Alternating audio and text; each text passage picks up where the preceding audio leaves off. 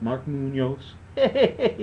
Anyway, this is for the July 11th fight between Chris Weidman and Mark Munoz. And what I'm going to do is I'll break both fighters down, and then I will give my prediction, for the fight, how I think it's going to end. Anyway, well, I'll start with Chris Weidman there. He's 8-0-0. He's had 2 knockouts, 3 wins by submission, and if you add all that up, it's like a 63% stoppage rate. So, and the interesting thing when you look at that is all 5 of his fights that haven't gone the distance have stopped in the first round. So that's kind of interesting. You can kind of look at that as he's kind of like a fast starter. He's good with submissions, the guillotine choke, Kimuras, those things. He's a quick starter, as I said. Good wins over Tom Lawler and Demian Maia. And Mark Munoz also had a good one over him. He's a 2-time D1 All-American. Came in 3rd in his weight class in the NCAAs, the championships there. So he's a solid wrestler. He has decent takedowns. Stand-up is okay to average for MMA even, and he tends to swing a bit too wide. And even though he is taller in this fight at 6'2", and with the 76-inch reach and all that, 5-inch reach advantage, when you swing wide, you're kind of taking yourself away from using your reach advantage. Okay? So if you're not throwing straight shots, you're taking it away.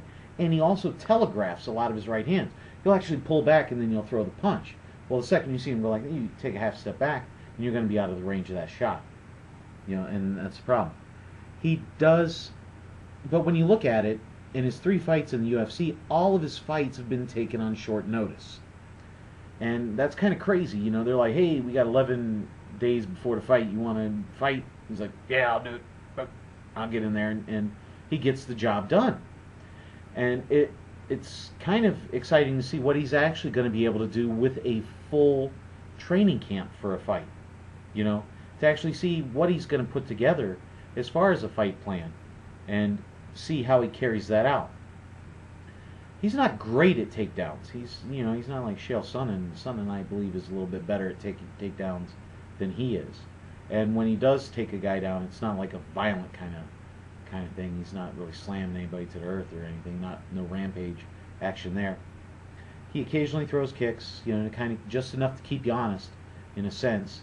As I said, his stand-up is average. His ground game is pretty decent because he works in. You don't know if he's going to be going for the submissions or the strikes.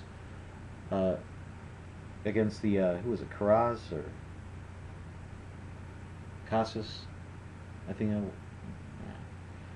against that dude.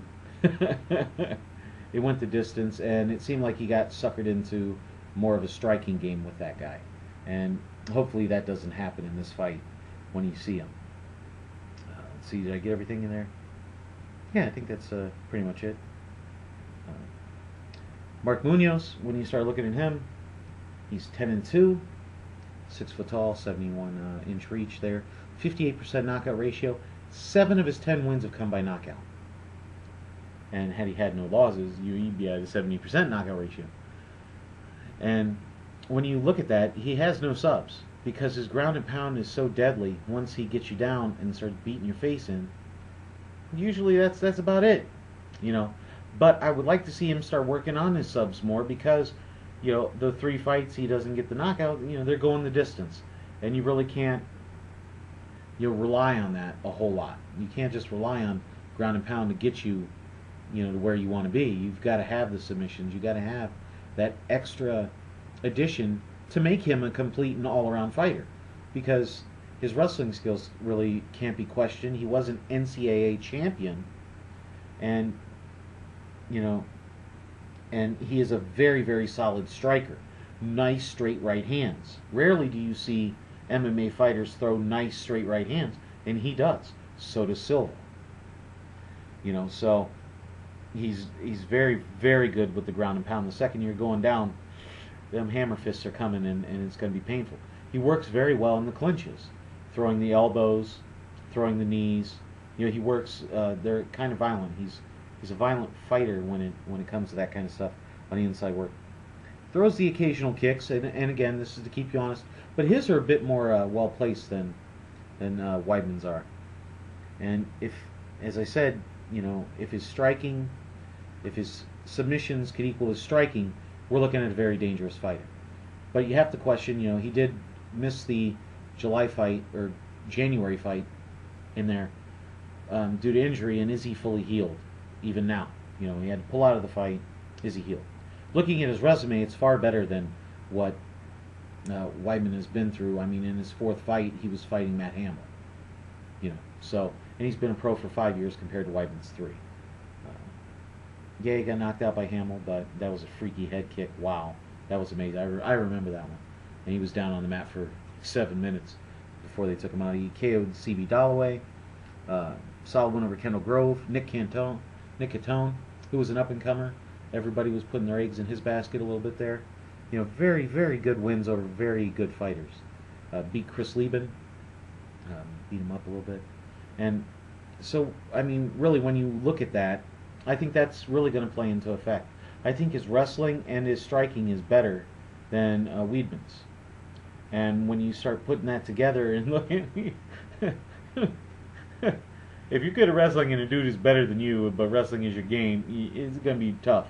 And because of the striking and the ground and pound, I'm looking at Mark Munoz and actually winning this by knockout in the second round. The ref could dive in there and stop it, make it a TKO or whatever. But that's what I think on this fight. Please comment, rate, subscribe, let me know what you think, and we'll go from there. All right? Oh yeah, I know his reach is shorter, but straight line is the quickest way between 2 points, right? Okay, just don't know. Anyway, please comment, rate, subscribe, let me know what you think. Hey, Eduardo, we did another MMA video, man. What's wrong with you? I know, 2 in 2 days is crazy. All right, well.